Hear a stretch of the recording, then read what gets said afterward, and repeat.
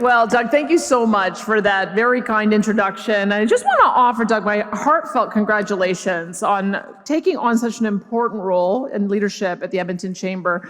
I have mentioned to the Chamber Board in the past how much I rely on particularly the Edmonton Chamber of Commerce, but also the Calgary Chamber, because I think not only do you advocate for great policy positions on behalf of the city, but you do for the province, and I think that you have a weight that makes a huge difference in the country as well.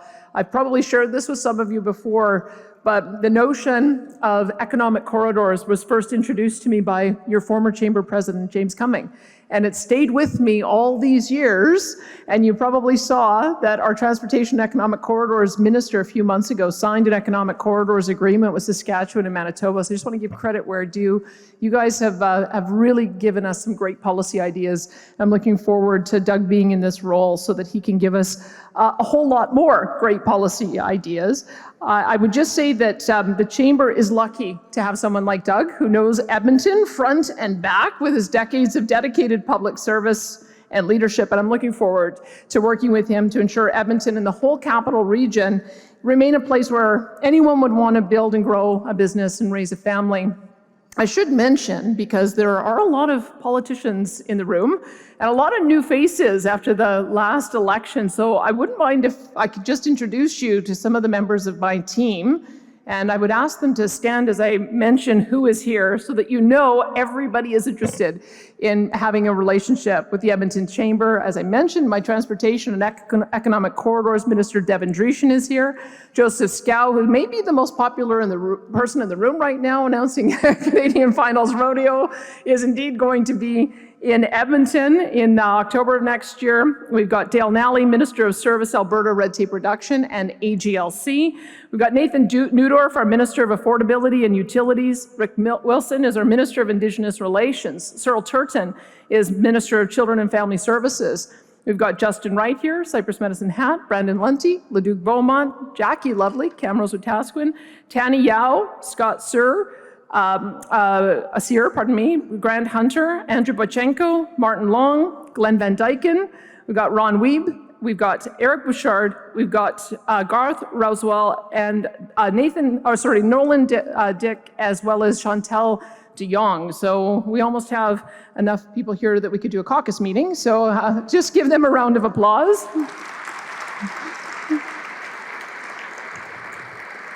And I'm sorry, I don't have a list of all of the NDP MLAs here, and they are a new group, so if there are NDP MLAs here as well, please stand and be recognized, because I'm sure that as representatives of the community as well, people would like to know who you are. I saw that Darren Billis is here.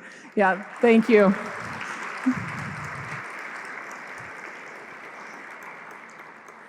Well, I spoke to the Edmonton Chamber of Commerce a few months ago about building on the success that we've seen in the capital region. And since then, we have seen continued economic and job growth, which means more opportunities for people and for investors. And we believe that that momentum will continue. We're just a couple of days away from the new legislative session when the throne speech will spell out our government's plans. And while I can't go into great detail just yet, it's no secret that Alberta's government is looking to improve competitiveness in new and effective ways. We'll be working to ensure that Alberta continues to stand out across Canada and across the world as the best destination for investment and talent. And most importantly, we're going to continue to ensure everyone knows through both our words and our actions that Alberta is open for business. And it's the government's responsibility to ensure that it stays that way. We want investment dollars in Alberta, and we want them working quickly, building businesses, services, and technologies, and creating jobs and opportunities. So we want to remove as many obstructions to investment growth and job creation as possible to create the best conditions for success. And it starts with lower taxes. Our general corporate income tax rate of 8% is 30% lower than the next lowest province. And our combined federal-provincial tax rate is lower than the combined rates in 44 U.S. jurisdictions. Helping to create this low-tax environment was one of the UCP government's first initiatives after being elected in 2019, but it was only one step. We also want to ensure industry can move quickly and nimbly from the word go. To get there, we collaborated with industry to identify where trimming the regulatory burden would be the most effective. And I'm proud to say that this year we're on track to reach our goal of a 1/3 reduction in business stifling red tape, which we believe saves job creators an estimated $2.6 billion since 2019. After years of uncertainty and difficulty caused by the pandemic and inflation, we want businesses to know that they will get to stay open and grow and create more jobs. And the progress that these measures have helped to enable is real. Last fiscal year, corporate income tax revenue was $8.2 billion. That was Alberta's highest amount in a single year.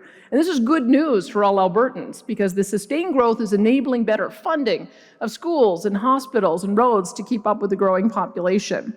And we want businesses to be confident about investing in our future for the long term. One area, of course, is energy.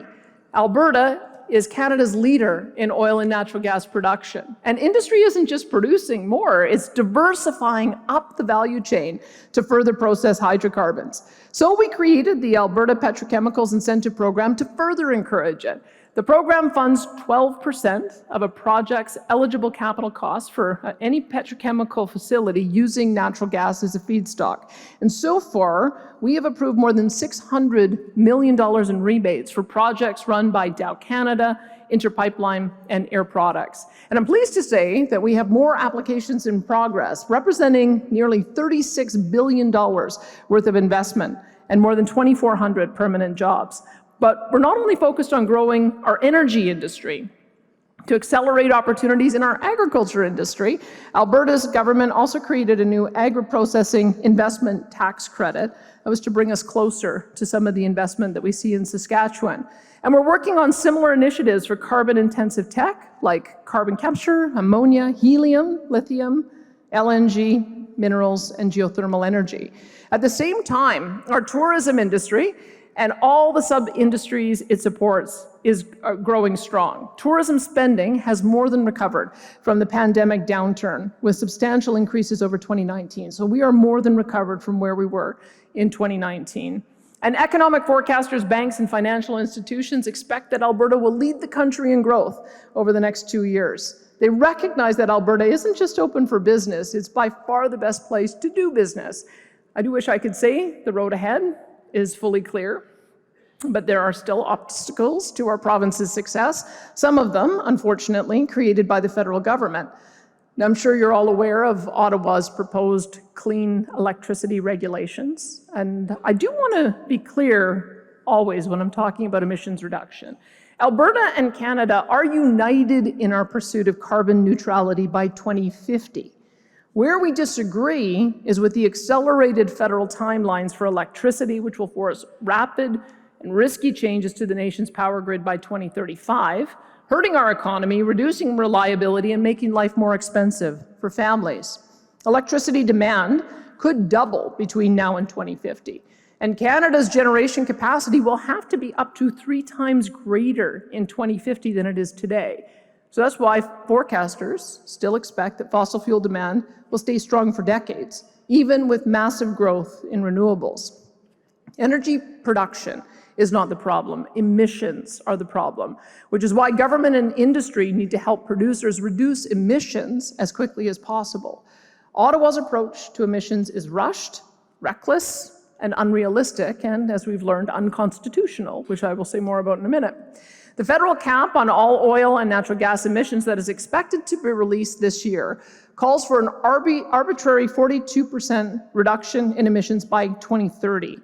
S&P Global estimates that that would require Alberta's energy sector to cut production by 1.3 million barrels per day, affecting 9,500 jobs. And if oil stays at $90 a barrel, and we get 1/3 of that as royalties, you can imagine how much it will impact our ability to generate revenues so that we can continue to spend on the things that Albertans care about.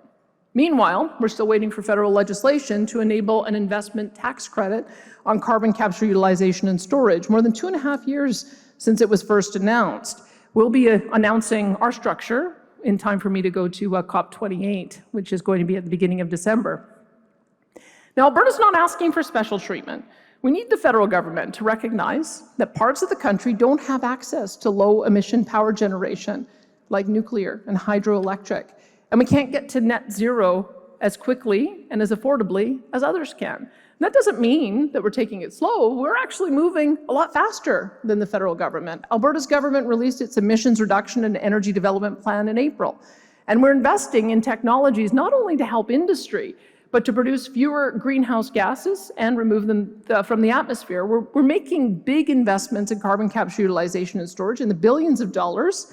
And of course, in hydrogen, especially here in Edmonton and surrounding area with our work to help build the hydrogen hub. I was just with Mayor Sohi at an event yesterday in Strathcona County where they've launched their hydrogen bus. It's out on the road now and receiving its first passengers, as are they in Strathcona County. Ottawa's attempts at obstruction aren't proving an unqualified success. As I mentioned, the Supreme Court recently found that the Federal Impact Assessment Act is largely unconstitutional. And this opinion safeguards provincial responsibility for non-renewable resource development. But keep in mind, electricity generation is also under Section 92 of that act. It's a big win for Alberta, as well as for the 6 other provinces that joined us and the First Nations leadership that did, as well as all the business groups who intervened. But it's a blow against the Ottawa knows best attitude that's prevailed in dealing with the Federation. So, there are reasons to be optimistic about the future that Alberta is building. The future is founded on realistic, achievable pathways to carbon neutrality by 2050, and also on a strong economy and affordable cost of living and doing business. But the fight isn't over. Expect further interference on more policies based on ideology instead of facts. And when we see further interference based on ideology and not facts, we will keep countering it with the truth, like the National Public Awareness Campaign we've launched against the proposed electricity regulations. And we'll keep coming up with well-informed, thoughtful decisions that protect both the environment and the economy. And these decisions will always be guided by the feedback and concerns of organizations like Edmonton's Chamber of Commerce. I hope that the one thing you take away today is this, that we are prepared to put in the work and do what it takes to create the most business-friendly environment in Canada. We want job creators to succeed so that you can do what you do best, which is to create jobs and grow our economy. You know what this city needs better than anyone, and I appreciate your work as partners with Alberta's government to continue building a strong future for Albertans, a strong future that includes a strong Edmonton and Capital Region, and I look forward to answering your questions. Thanks for having me here today.